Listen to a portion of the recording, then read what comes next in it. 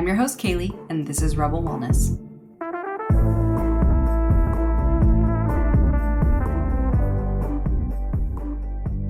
Welcome to the Rebel Wellness Podcast, a holistic approach to personal health, empowering like-minded women to break free from today's diet culture. I'm your host, Kaylee, also known as Coach Kales, and I wanted to invite you to join us on this journey to embrace a healthier, stronger, and more resilient life. Say goodbye to unrealistic body standards and conflicting health advice, and welcome into your new world of a customized lifestyle that nurtures your mind, body, and soul. Rebel Wellness is your new home if you believe in true wellness beyond just diet and exercise and are ready to align with your unique needs and values. Welcome back to this week's Hot Take Summer episode. If you don't already know, these are my kind of off-the-cuff, unscripted viewpoints and perspectives based off this last decade of experience I've had in the wellness space on a lot of the current hot button topics and such, because I want to give the advice and responses that I give to my clients every week when they ask me a lot of these questions to all of you listeners. So welcome. And I am also just wanting to let you know if you would like to join our CBK squad. So that's Coach by Kales. That's my kind of flagship coaching brand. Rebel Wellness is kind of this newer project that we've got coming as a little extension of all of these passions into this podcast platform. So if you'd like to join us, and I would extremely love to see you, come join us on our Rebel Wellness Podcast Instagram or at Coach by Kales. And also, we've got some really exciting stuff coming down the pipeline as far as things that I have personally created, especially for you, all around anything nutrition and fitness. I won't give it all up yet, so stay tuned. But if you'd like to know what I'm talking about and what is available for you already, you can visit my Stan store at stan.store/Kales, K-A-I-L-E-S, or you can join our newsletter at coachkales.com. And those are great ways to connect. And I promise you, I'm not going to be spamming newsletter, email content. So would love to see you come and join both of our communities on any of those platforms. All right, so today's topic has been highly anticipated. It was requested by multiple of my clients who are avid listeners of the podcast. And it's also just a topic that I think is really prevalent to the times right now, because the specific topic has become part of a lot of our lifestyles. And I think that understanding all angles of its implications on your health and or lifestyle can really empower you to better understand what is actually impacting you, maybe more than you think, or trying to get strategic and hack the life of it. And the topic we are going to talk about today is alcohol. So I've heard it's become a popular thing more recently, and I've definitely seen on my social media a shift towards mocktails and soberness or sobriety in general, or just a lot of reduction in alcohol consumption in general. And I think that is a great shift, because you'll hear a lot more why here in a moment. But if you're somebody who's been struggling with a lot of confliction around, should you go out and have a happy hour with your girlfriends to connect frequently, like every Friday or something, or should you go and kind of binge drink here and there, but as long as you're not drinking every day, it's not as bad, right? You know, any of those thought processes, or if you had those questions in your mind, come to the crossroads personally for yourself where this has become a thought for you, I am going to do my best today to kind of dive deep into that to help your decision overall of how you're going to approach and utilize alcohol in your own life. And that is where I want you to come out of this with the most understanding and kind of personal responsibility over your actions towards this poison. Because and I do want to preference that, like, I am going to reference it as poison because that is why we get a buzz, that is why we get inebriated and all that kind of stuff, is it is a poison to our body. Unfortunately, there is no way around it. There is actually no real health benefits to alcohol overall. And so I want to make sure though, because I do partake in consuming alcohol. Everybody knows Kales loves her margs, so it is something that I am not going to be like, you should stop doing it, but I'm still doing it. I just mainly want to open this conversation up to you to start thinking about the deeper impacts that regular consumption of alcohol can have on you in your life and allow you to kind of make the decision for yourself, like I was saying before. So I do want you to know that I'm not here to like shame anyone for alcohol consumption or be hypocritical in general. It's more so just like, let's chat about how I've seen it affect my clients, even myself and my family, friends, yada, yada. And how does some of the science that I know through my nutritional background and fitness come into play with other aspects of everybody's personal health and choices, all of that. Okay. So just wanted to preface that, but I do have some really interesting facts that I'm going to share. So make sure you stick through to the end because we're going to chat about some very interesting things that even I didn't know until several years ago when I started to study alcohol more specifically. So without further ado, let's jump right in. So first things first, let's just level with each other right now. We all know that alcohol is a vice because it's vicey, aka it's not good for you. Sorry for my doggo in the back. It has short-term returns in the sense of like the buzzed feeling a little less in control. It does have like the literal neural effect of lowering that wall that allows us to suddenly decide to dance even though we're shy, or suddenly say some things without the thought process of should I say it this way or that way. They have a very specific term for all of that, but I'm going to keep this as minimal science-y as possible. But if you would like to know the real science, one of the best outlets for that or resources is, of course, Andrew Huberman's podcast, Huberman Lab. I believe he's got several chats that involve alcohol, but he does have a very specific alcohol episode. So I would definitely recommend you check that out if you want the deep dive into science. But I'm going to try to give you a little bit of the summary of everything that is worth understanding and knowing from not only his take on it from his neuroscience background, but also a multitude of different authorities in the science world around how alcohol affects the body. Because it's not just a kind of social approach. I don't think that you should just think of things as like hearsay of what people say, like, oh, you should have some hair of the dog. It'll take the edge off if you're feeling crappy afterwards. And, oh, you should just take all these $50 pills because it'll prevent hangover. If you actually understand what is really going on, it helps you make those choices and understand what you actually really need to do instead of all these different conversations and things that friends will say to you or somebody on TikTok will tell you to do or yada, yada. You know what I mean? So I'm a big fan of better understanding all of that down to the science for yourself and to kind of avoid a lot of these like snake oil things. But with all of that said, it's really good to just be honest with yourself despite what people will say, that you understand that you are low dose poisoning yourself every time you drink alcohol. Like that's just plain and simple what it is. And I know that putting it in those kind of terms sometimes make people feel like guilty or shameful or any of that stuff. And that's definitely not the point I'm trying to encourage with this conversation and utilizing those terms. It's just that we have to understand that that's literally what it is doing. So of course we're going to have negative effects from consuming a poison, So that's the first thing I always tell my clients, like straight off the bat, when they ask me, like, how much alcohol should I be consuming? Or can I consume this much? Or is this going to impair my fat loss progress and all of that? Those are all questions I'm definitely going to answer today.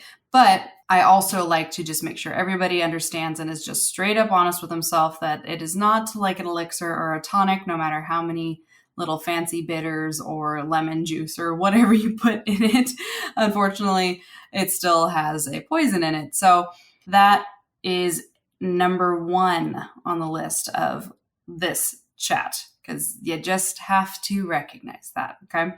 So next part to this, some of the most common questions that I get is, can I have alcohol alongside a fat loss program? How much can I drink when I'm in a fat loss program? Or sometimes I have to intervene and ask daily questions or weekly questions rather of how much alcohol are you consuming currently? Like, is your body weight not moving? Okay, well, let's look at one of the biggest inflammatory and hormone affecting things that we do consume socially frequently, and that is alcohol. So those are like the questions I usually ask or the questions I get. And typically there is too much consistent alcohol consumption every week. And of course, the body, especially when it's in a pissed off, inflamed state, because by the nature of how your body and your liver has to process alcohol out of it, it stops processing out fat, the liver, when it has to deal with this poison. So all other systems basically shut off while it's trying to get this poison out of you. That's a fact.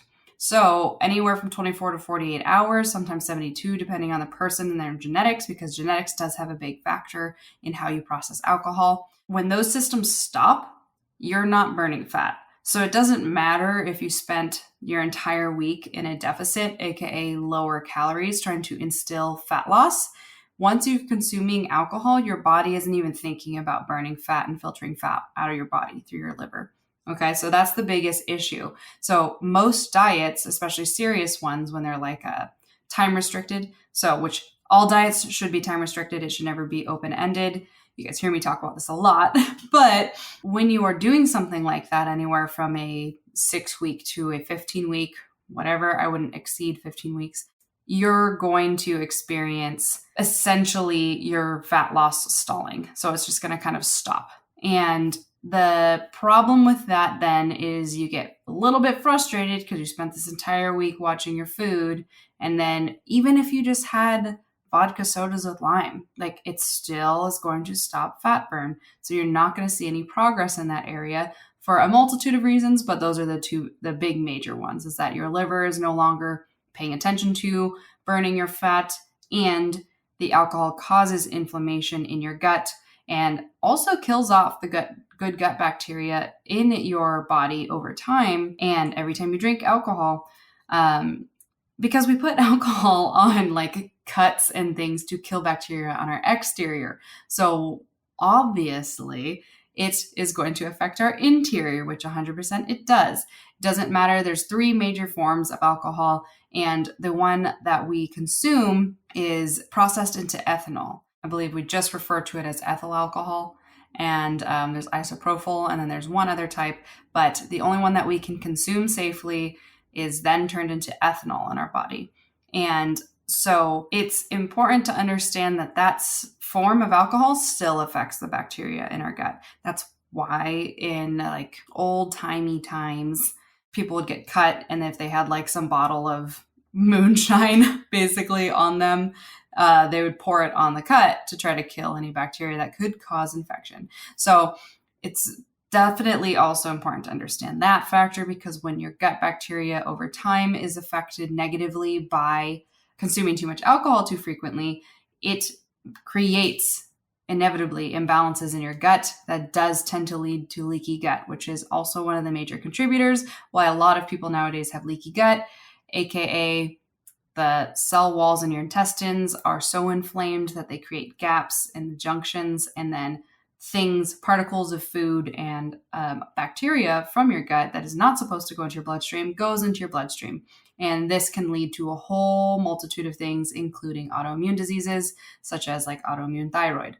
So we want to make sure that we don't encourage that, right? So I'll usually tell a lot of my clients, like, if you're going to go into a dieting phase, it's no alcohol. All bets are off, no alcohol. Because even if you can get away with some alcohol, which I'm going to talk about that in a moment, you still want to put your body in the best position that all that friggin' effort you're putting into your fitness and your deficit following your calories or your food, you don't want to put that to waste simply by just having one drink on the weekend for something in a temporary span. Okay. So again, this isn't saying you should have no alcohol forever. It's only if you're in a time limited deficit. So a diet that is only a certain amount of weeks.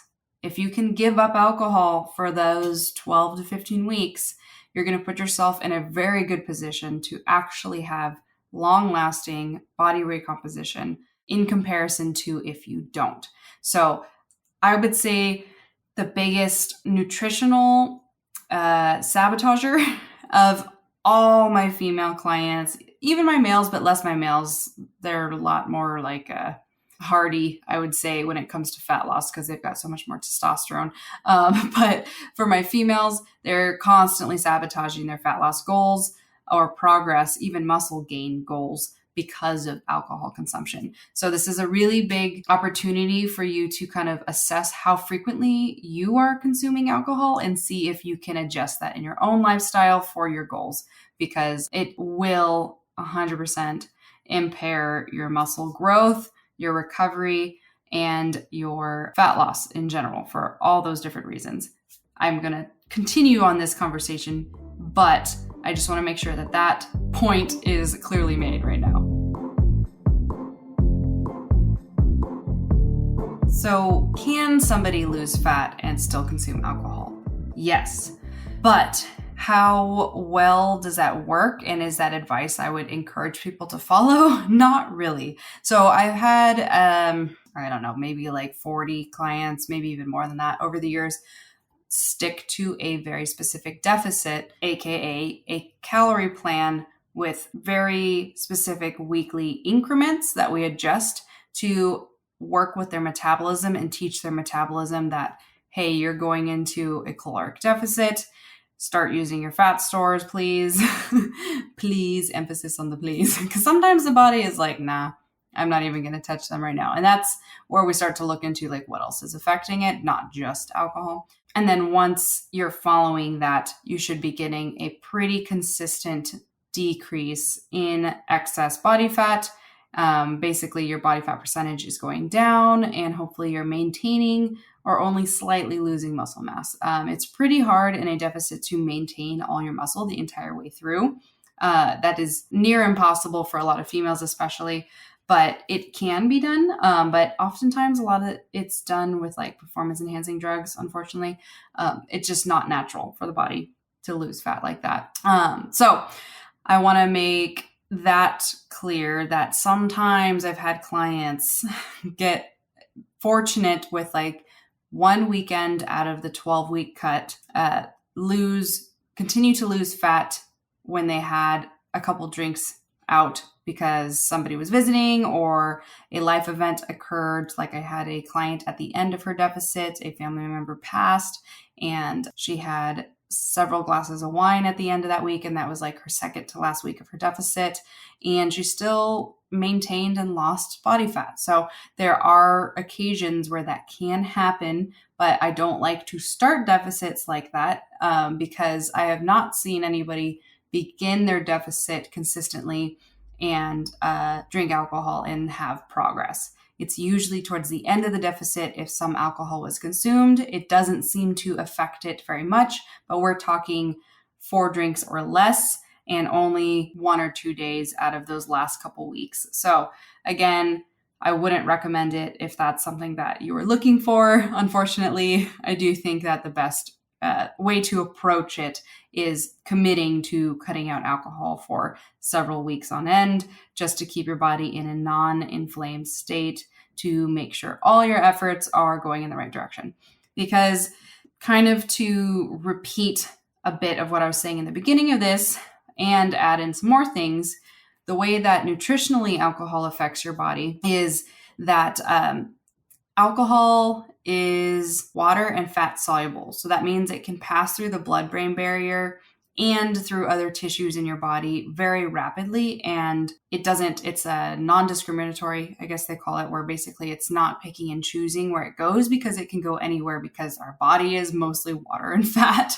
So that's how come it affects us so much faster and more rapidly than other forms of intoxicants, I would say. So that means that we are going to be a little more at risk more frequently and how much alcohol we consume can affect us like immediately. So when it comes to how is it affecting us nutritionally, not only are you consuming something that is messing with your gut bacteria, which is then changing the way your gut processes all the food you eat, which means that sometimes it can make you store fat more frequently when you've got more imbalances in bad gut bacteria.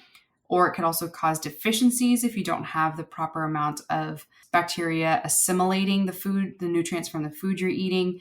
And if it's causing inflammation, because alcohol, when it's getting processed, breaks down into acetaldehyde, which is the most toxic part of alcohol, that will be causing a lot of different stress and oxidative stress, that is, to your body and your cells. So it can also cause a lot of inflammation in your gut, causing leaky gut, which can cause a bunch of other health issues when things get into your bloodstream, as well as, okay, so this is a side tangent. I've definitely noticed as I got into drinking more frequently in my latter 20s, I actually didn't even like the taste of alcohol for a long time. And it didn't really interest me a ton. I had had several. I hardly ever drank before turning 21 just because it didn't impress me much. And then I would say around 23, 24 is when I started noticing a little more frequency with mostly tequila-based drinks. And then kind of expanded into like gins. And I still don't really drink a whole lot of different things because I get the Asian glow. If you don't know this already, I am part Japanese and Filipino, and I don't have the genetics that process alcohol well. So I get a more physical reaction and I feel alcohol a lot faster. So I'm in the category of people who don't process alcohol very well. So therefore it's more acutely poisonous to me. So I don't like to consume a ton of it. So I never really did in my early years. It's increased more as life has gone on, especially as I've gotten into like craft cocktails and things that are kind of interesting and foodie like. But anyways, all that to say, I noticed a significant change in my skin quality, not just like little whitehead pimples or things here and there more frequently, but wrinkles and a lot more rapid aging signs, I would say, faster than ever before. And a lot of people could say, well, that's just because you're in your latter 20s now, Kales. But I have actually noticed a more specific correlation of how the quality and the like luster of my skin, like the glow, looks when I've consumed a lot of alcohol in my follicular phase and luteal phase compared to just in general beforehand, or rather just casual drinks. Like if I had only 1 to 3 drinks in the whole month versus every weekend, a couple drinks. So that would be like 6 to 8 drinks in the month. And I have noticed, speaking of my cycle, this will be something fun, quote unquote fun, for you to observe for yourself. Notice whether or not if you consume more alcohol than normal, whether it's because of events or not, or just choice or stress, whatnot. In your follicular phase, make a mental note of how you do in your luteal phase and on your period. Same goes for if you didn't drink any alcohol in your follicular phase, but drank some in your luteal phase. Or observe the months, especially where you didn't drink at all in your symptoms, because I would bet money that your symptoms are heightened and worse, especially with hormonal swings like mood changes and such, and severity of your cramps when you drink more during your follicular phase and if you continue into your luteal phase. And that can just be a couple drinks a week. But notice that even those few drinks do have impact on the quality of your period. And like I've said in many, many episodes, your period is your report card of how you did the month before in regards to your general health practices. So were you eating 70 to 80% more healthy, more consistently, rounded whole food meals? Were you hydrated well? Did you manage your stress generally well? Did you work out enough? Did you move enough in general? Did you walk well? All of those things will show up in the quality of your period, because your period is going to really put some symptoms on top of your hormones, and your hormones are going to be massively affected by how your gut and body is reacting to the dark sides of alcohol. So that's kind of how I wanted to tie those two concepts together in this chat, because that is the fastest way to know, are you consuming a little too much alcohol perhaps in your month-to-month cycle, because your period will tell you. When we've had like this season has been just the most weddings we've had to be a part of, which is great and beautiful to be, a part of. But at the same time, there's a lot more alcohol consumption than I usually do have, and alcohol that is of the cheaper variety. Not to like turn my nose up on anything, but I've always had this kind of rule that I will nearly always only consume higher quality, like top shelf liquor with good ingredients if I'm going to drink my poison. Like, I'm going to have the nicer poison, quote unquote, if I'm going to have poison at all. So I'm not going to like have Cuervo and stuff. I'm probably going to have Casamigos and such.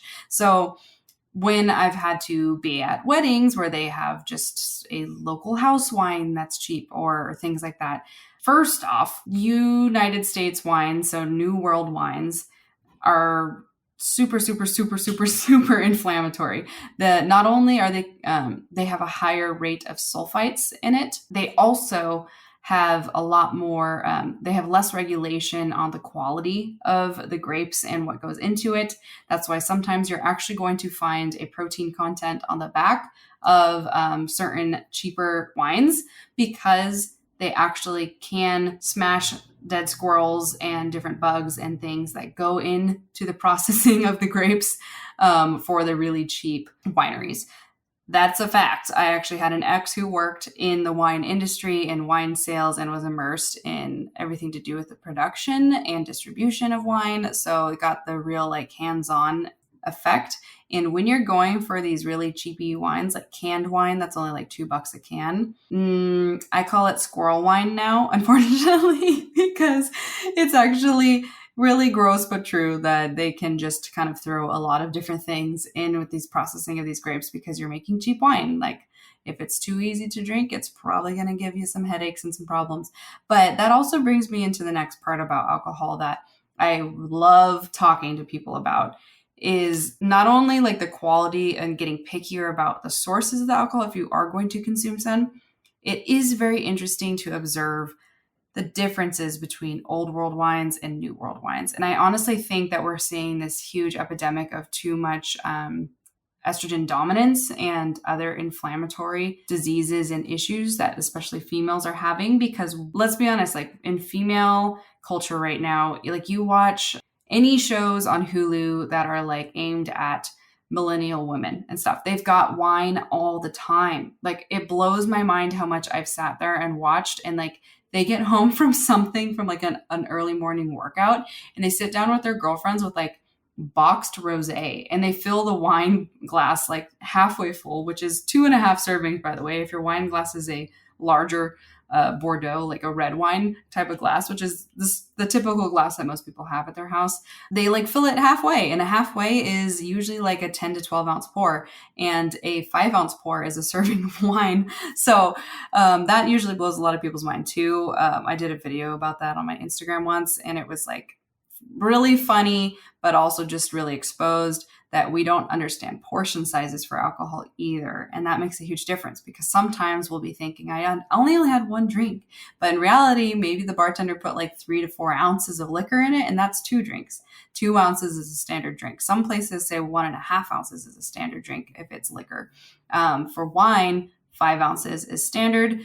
And I cannot actually speak to beer, because beer is a little bit different ball game. It's also much lower on the alcohol, the ABV, basically like how much alcohol is per volume, so in each serving. But the higher, more frequently consumed drinks that most of us are having are liquor based in cocktails and or wine.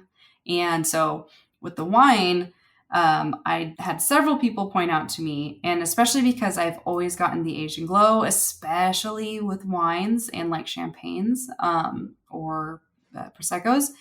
I always was really curious as to what specifically about these is affecting me much more like specifically than liquors. So when I was dating this ex, we kind of dove into it more because having access to the people who are literally making the wines, the winemakers, and seeing the process and learning the differences.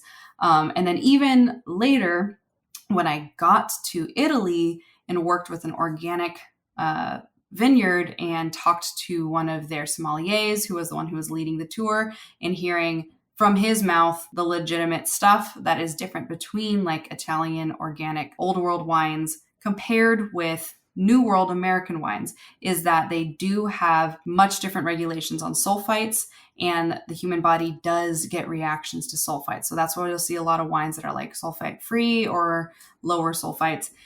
But fun fact is, if it's a wine directly imported from Italy, France, Spain, a lot of the old world varietals, they still have regulations on how much sulfites they allow their winemakers to use in their wines, whereas here we have a higher threshold. So they don't mind if you put in more than the standard amount.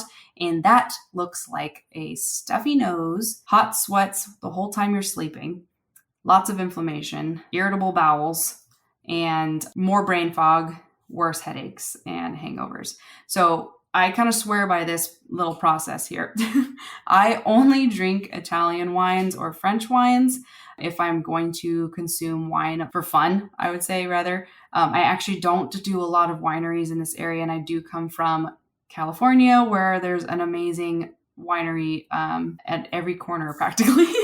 Where I'm at, that is. And I did go through my mid-20s, early and mid-20s up in Oregon, where it's Pinot Noir like area.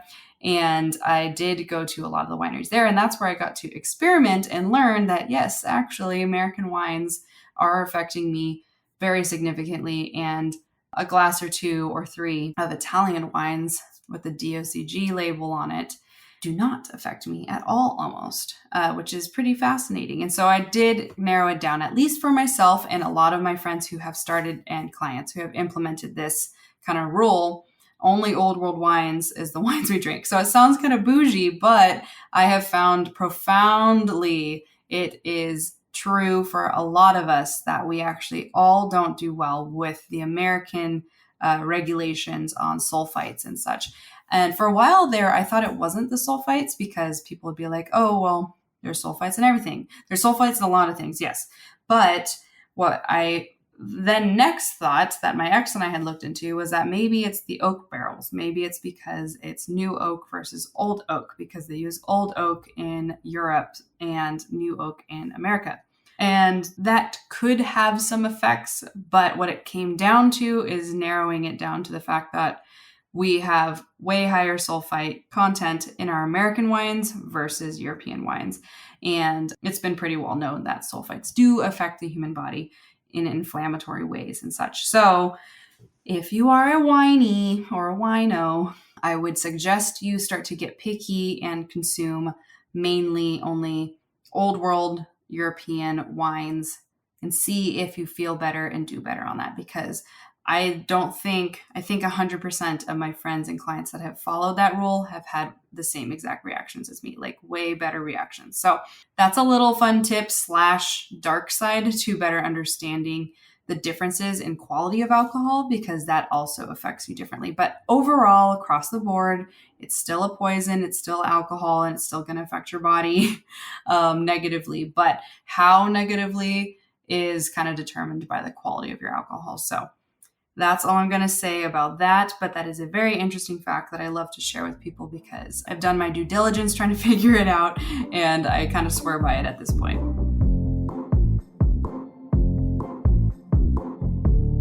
Okay, so as we kind of narrow this down to the end of this chat, it is important to know that a lot of people kind of give a bad rap and they say like, oh, sugar is empty calories, don't eat it. There's aspects to sugar that actually do have some nutrients involved and also a purpose.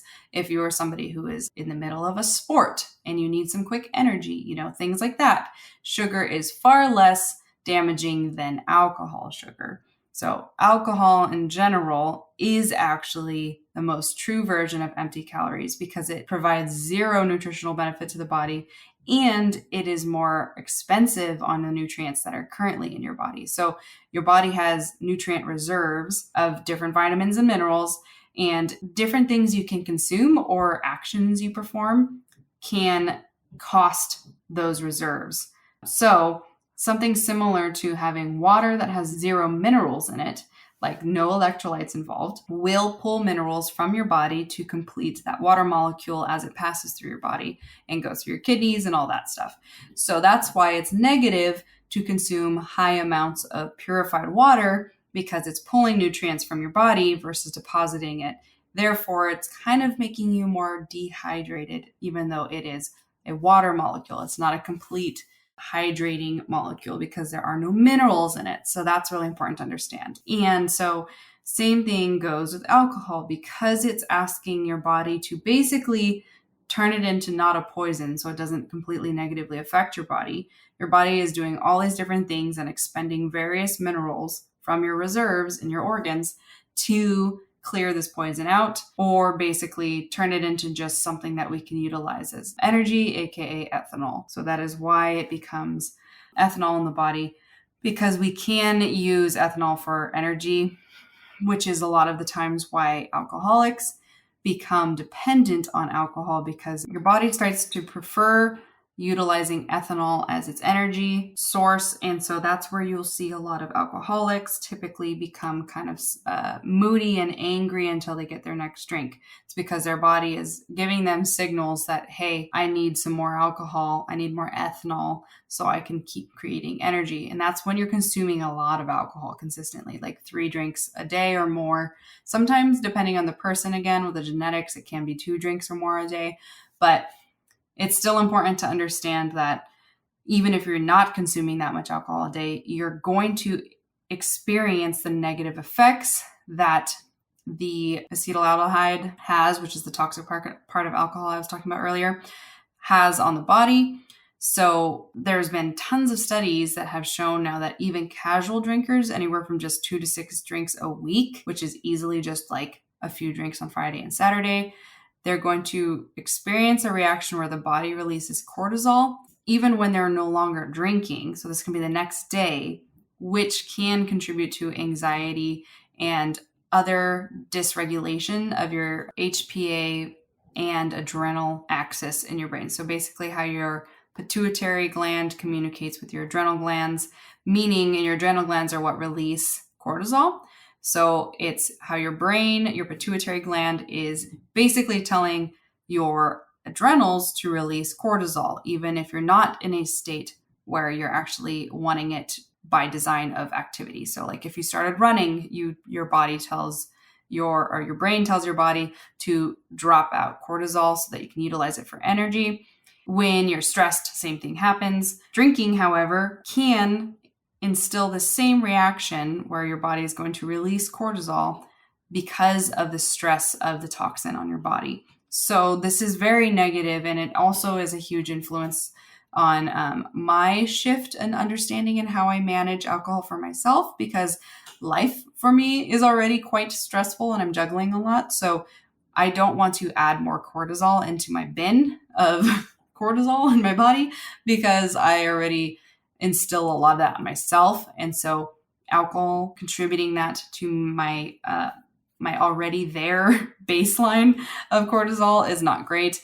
And I can imagine it's had a negative effect in my last several years, dealing with some adrenal fatigue symptoms where my cortisol is just completely tanking in the afternoon where it's supposed to be tapering off.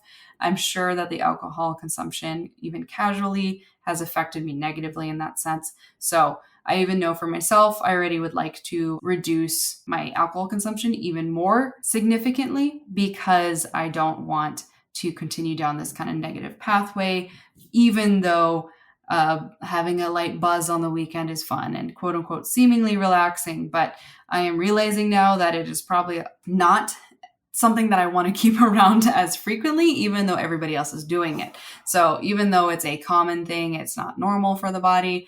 And I, even myself, have decided that like I'm going to continue to change the way that I treat alcohol in my life. And I definitely invite you to as well, because I can't tell you enough, the more I have dived into this conversation about alcohol and learning more about it from a scientific standpoint and even observing it in my own life, I do know that it has profound negative effects for myself, and I have witnessed it for my clients as well. And the moment we start to change things, it's even crazy just for me how much the wittiness of my brain comes back when I've stopped drinking and done like dry months and things like that.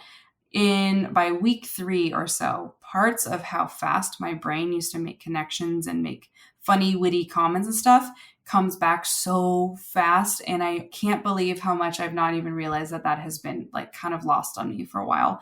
And that's like such a bummer, like when you know parts about your personality that like one thing is clearly impacting, it kind of makes it a little bit easier for you to negotiate with yourself of removing that thing that is affecting something that is a part of you. I don't know if that is too profound or if that makes sense to you guys listening, but that is something that I've observed for myself. So I definitely extend that invite to you to observe that for yourself and see if you experience similar things like that too. If you've ever noticed that the more frequently you've been drinking with your girlfriends, the more depression or anxiety you've experienced later on, or parts about your personality, like I just was saying, have been muted or absent altogether, just paired with these negative effects of low grade, consistent poison every week, So it is just important to know that consistent alcohol consumption is changing our neural circuitry and our hormonal circuitry, not for the better.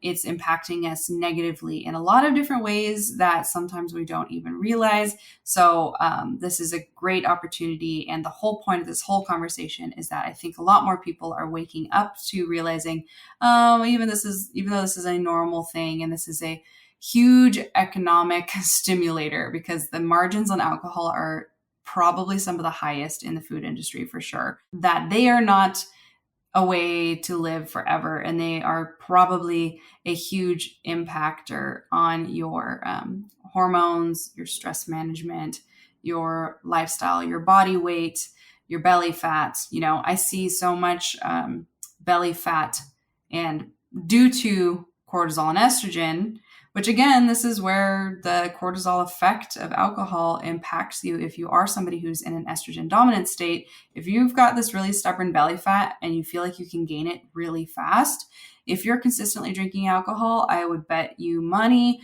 that is impacting it very directly, and it can get improved by you reducing your alcohol consumption to very low to no. Like if you can keep it to 1 to 3 drinks a month at first, if that's a big change for you, and then maybe go 1 to 3 drinks every couple months, that's probably going to be a really good lifestyle change for you, especially if you are constantly dissatisfied with your belly fat and other implications of having too much inflammation and too high of cortisol, too high of estrogen, all these things, guys. It's crazy. It's hard to even bring it down to something perfectly concise in the science, because alcohol affects in so many different ways. So again, I will definitely plug Huberman's podcast on alcohol, or any of the other trusted leading sources for your scientific information, because it's insane how much it impacts us. And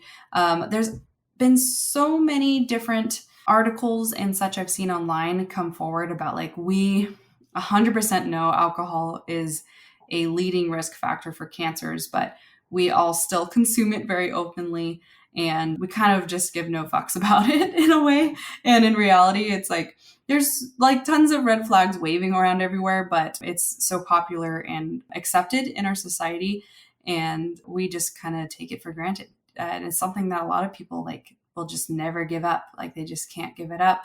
So interesting things for you to think about. I think I have basically chatted about every angle of alcohol at the moment that I would off the cuff. Again, this is all unscripted, so I'm hoping that I covered a lot of the questions asked and the science, especially the fact that it's the toxin component to alcohol, how it affects our white and gray matter in our brain is just kind of astounding. Like the fact that it negatively impacts us 100%, to literally the white and gray matter in our brain altering every time we are consuming anywhere from 7 to 14 drinks in the matter of 2 weeks. And like, that's not that much. Like some people have that in 1 week or, every Thursday, Friday, Saturday. If you have 3 or 4 drinks every Thursday, Friday, Saturday, that's already like 12 drinks a week. It's so crazy. And again, it depends too. Like maybe you got a really strong drink and that actually counts as 2 and we just don't realize it. So anyways, I hope that was helpful for you and it gave you some things to think about. Again, I hope you don't come out of this conversation thinking anything of shame or guilt or anything in that zone. It's just great information to hopefully educate you a little bit more about the implications of consuming alcohol consistently and how it is probably affecting you negatively, especially if you're somebody who's dealing with body fat imbalances, hormonal imbalances, anxiety, depression, a lot of different things that are directly correlated to your gut and your lifestyle in general.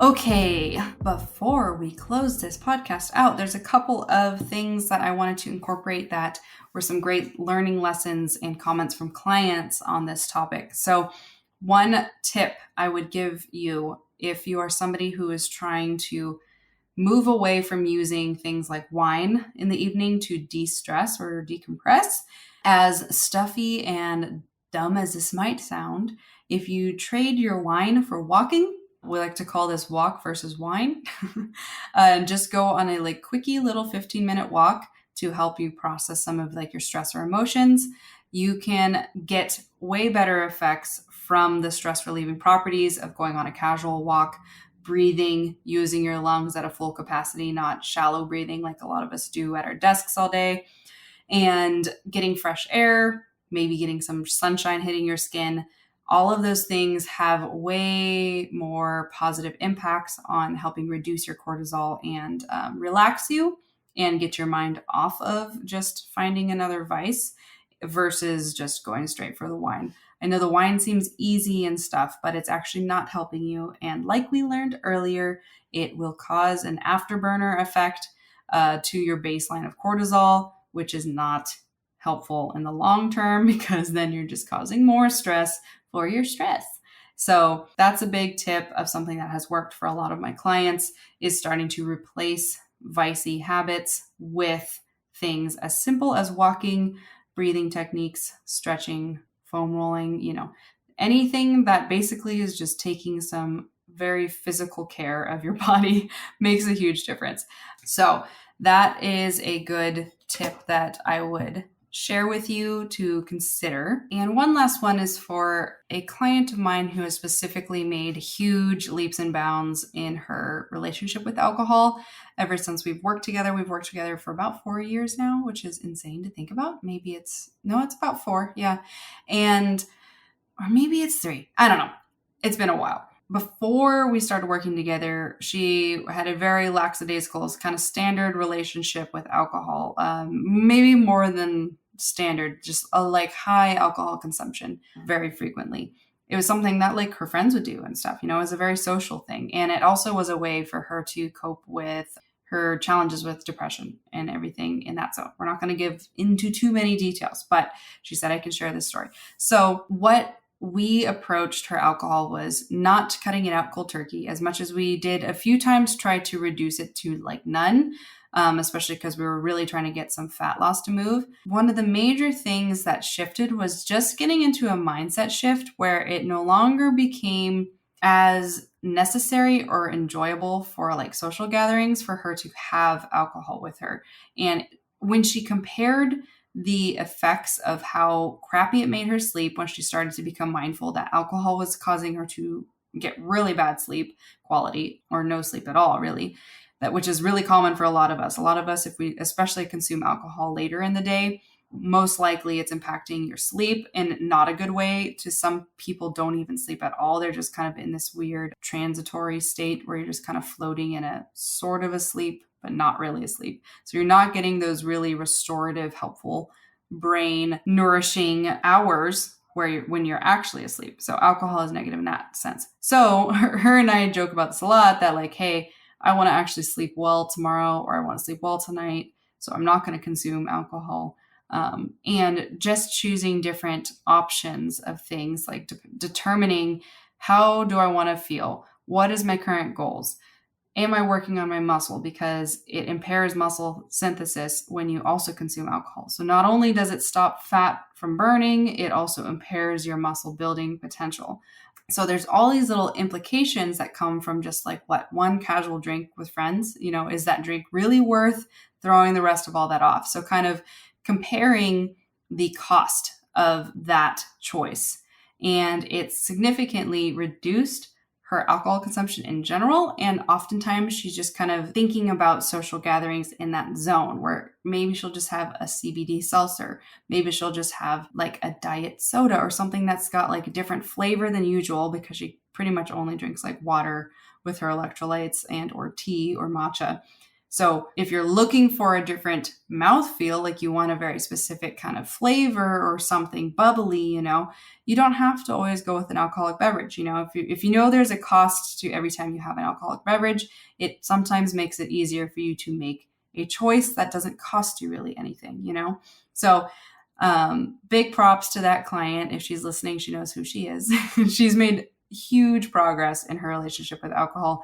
And it's definitely something that a lot of us don't really work on, and it can really impact us negatively. And it definitely has benefited her mental health immensely by reducing the alcohol too. So again, this is a great invitation to any of you, what any of these things resonate, to consider a little bit of a dry spell, or going a little more sober altogether. Or if you feel like, I don't need to go sober because I'm not an alcoholic, that's okay. You don't have to call it that. You can just cut back on your drinking significantly, and that is a very good habit to start to implement. I mean, there's tons of celebrities that don't drink at all, and they owe a lot of their lack of aging to not drinking as much as their like co-stars and such. Blake Lively is one of them. I know Jennifer Lopez, she hardly ever drank alcohol and doesn't, even though oddly enough, both of them have alcohol companies now. My clients have heard me talk about my confusion with this. It's a little bit of weird branding in my opinion, but there's a lot of different celebrities out there who swear by hardly ever drinking alcohol their entire careers, to helping their skin stay healthy, youthful, and their bodies overall. Like, it's not just about appearance, but since our world is so appearance driven, it is important to know that you age very rapidly when you consume alcohol too much, because again, it's a poison. So with that, I'm going to leave you on that note. And I hope that this chat was helpful for you, and it kind of gave you some insight and things to kind of introspect on for yourself as you walk forward in life, because it's all about being mindful, and just kind of calling yourself out on your bullshit, especially if you're not making any progress with your fitness or your fat loss, whatever your health goal is. Take a look at your alcohol consumption, because it could be literally the only thing holding you back right now, and it can unlock some great progress for you when you stop. So that's it for today's episode, and I hope that you can share this with somebody who needs it, and make sure that you celebrate your strength and nourishment, walk with confidence, and I'm going to catch you next week on another episode of Rebel Wellness.